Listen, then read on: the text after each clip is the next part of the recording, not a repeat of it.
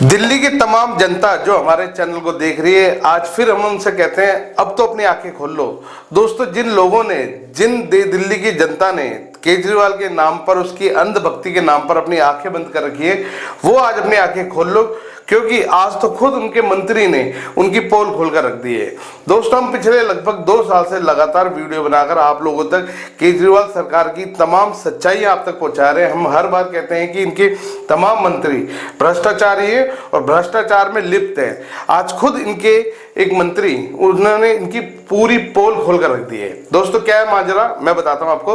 ये राजकुमार आनंद, जो कि आम आदमी पार्टी में एक मंत्री हैं, एक विधायक हैं। दोस्तों, आज इन्होंने आम आदमी पार्टी से अपने पद से भी इस्तीफा दे दिया, आम आदमी पार्टी से भी इस्तीफा दे दिया और मंत्री पद से भी इस्तीफा दे दिया है। इनका कहना है कि जो आम आदमी पार्टी, और ये बात इन्होंने बहुत अच्छी कही है, इन्होंने कहा कि जो आम आदमी पार्टी भ्रष्टाचार, करप्शन को लेकर आम जनता के बीच में आई थी, सत्ता तक पहुंची, उस आम आदमी पार्टी के तमाम नेता आज भ्रष्टाचार के दलदल में गर्दन तक दबे हुए हैं। इनका खुद का ये कहना है कि इनके तमाम नेता भ्रष्टाचारी हो गए और ये नहीं चाहते कि भ्रष्टाचार के लांछन इनके ऊपर भी लगे, इसलिए इनकी अंतरात्मा जागी और इन्होंने आज आम आदमी पार्टी से इस्तीफा दे दिया।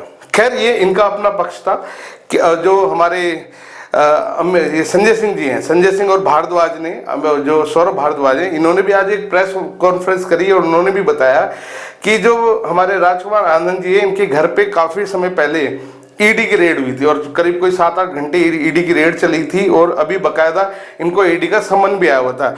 तो इन्होंने घबरा कर आम आदमी पार्टी से इस्तीफा दे दिया और ये बहुत जल्द, इनका दावा है बकायदा संजय सिंह का, कि बहुत जल्द राजकुमार आनंद जो है वो बीजेपी में शामिल हो जाएंगे। ये बड़ी हैरानी वाली बात है और ये चैलेंज के साथ उन्होंने कहा है कि ये सिर्फ और सिर्फ ईडी के द्वारा धमकाकर, डरा धमकाकर और आम आदमी पार्टी को जड़ से खत्म करने की भारतीय जनता पार्टी की साजिश है, जो कि ईडी के और सीबीआई के द्वारा ये लोगों को डरा धमकाकर ये काम कर रहे हैं, ऐसा संजय सिंह ने आरोप लगाया। खैर, ये तो आने वाला समय बताएगा कि कौन सही है कौन गलत है। क्या राजकुमार आनंद भी भ्रष्टाचारी हैं और ईडी से बचने के लिए बीजेपी में शामिल हो जाएंगे, या आम आदमी पार्टी के तमाम नेता, खासतौर से संजय सिंह, सौरभ भारद्वाज, आतिशी और हमारे राघव चड्ढा जी जो कि फरार हैं, और केजरीवाल, ये सब के सब क्या शराब घोटाले में लिप्त हैं? इन सब ने, ये सब भ्रष्टाचारी हैं या जमकर इन्होंने पैसा खाया, ये तो आने वाले समय में पता चलेगा। परंतु कल और आज जिस तरीके से घटनाएं हुई हैं, कल जैसे कि आम आदमी पार्टी के केजरीवाल जो दिल्ली के मुख्यमंत्री हैं,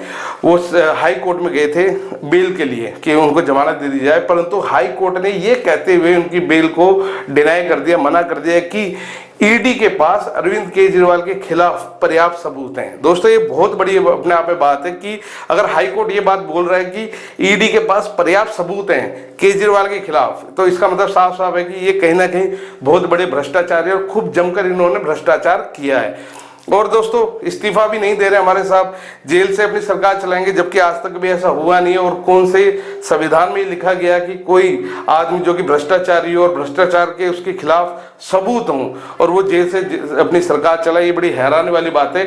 कम से कम एक नैतिकता के आधार पर अरविंद केजरीवाल को इस्तीफा दे देना चाहिए।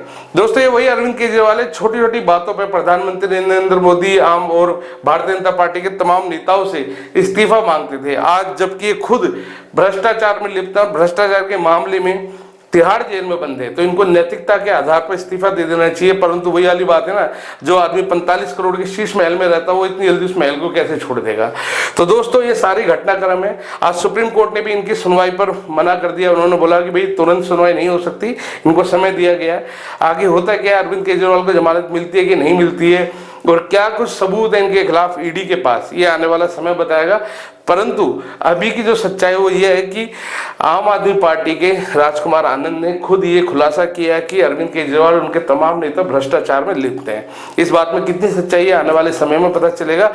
परंतु जिस तरीके से इनके तमाम नेता एक एक करके जेल में जा रहे हैं, वो कहीं ना कहीं शक की सुई खड़ी करती है। और ये मेरी इल्तिजा भी है, दरख्वास्त है खासतौर से दिल्ली की जनता से कि फ्री के लालच से बचें।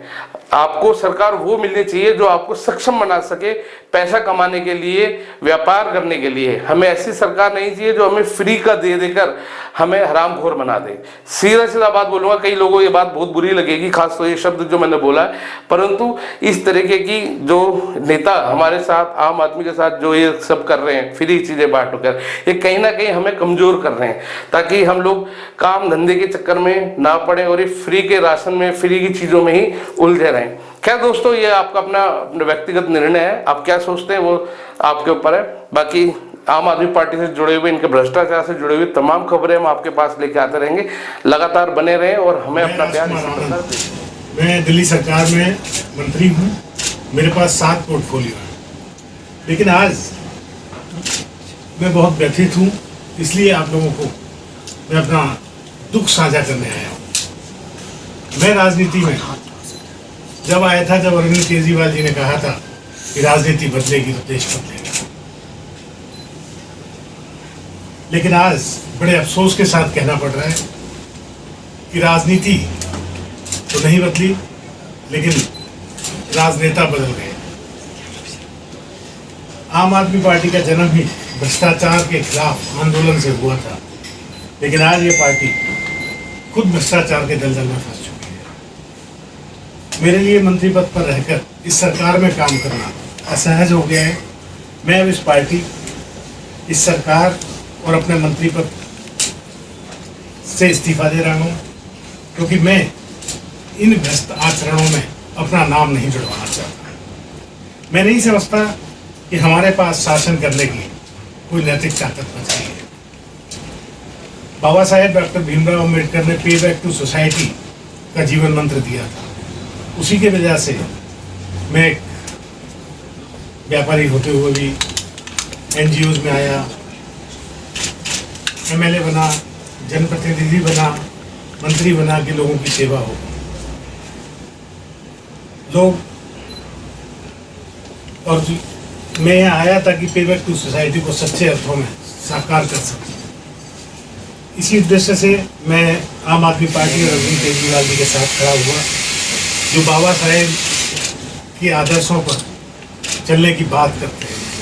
बाबा साहेब का फोटो हर प्रेस कॉन्फ्रेंस, हर सरकारी दफ्तर पर लगाते हैं, लेकिन जब बाबा साहेब के बातों की बात आती है, देखिए रिजर्वेशन तो संवैधानिक मजबूरी है, लेकिन जब बात रिप्रेजेंटेशन की आती है, जब हम ऐसी जगहों पर अपने आदमी भेजने की बात करते हैं, दलित समाज अपने आदमियों को ऐसी जगह भेजने की बात करता है, जैसे हमारे यहाँ 13 राज्यसभा सांसद हैं आम आदमी पार्टी के, उनमें से एक भी दलित या पिछड़ा या महिला कोई भी नहीं है।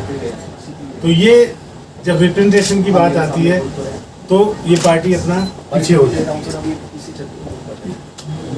जैसे पिछले दिनों विधानसभा ने बहुत सारे फेलोज की भर्ती की, जिसमें लाखों रुपए सैलरी थी, हजारों नहीं लाखों रुपए सैलरी थी, 2-2 लाख रुपए सैलरी थी, और उसमें दलितों को कोई भी जगह नहीं दी गई, दलितों को बिल्कुल नहीं लिया गया।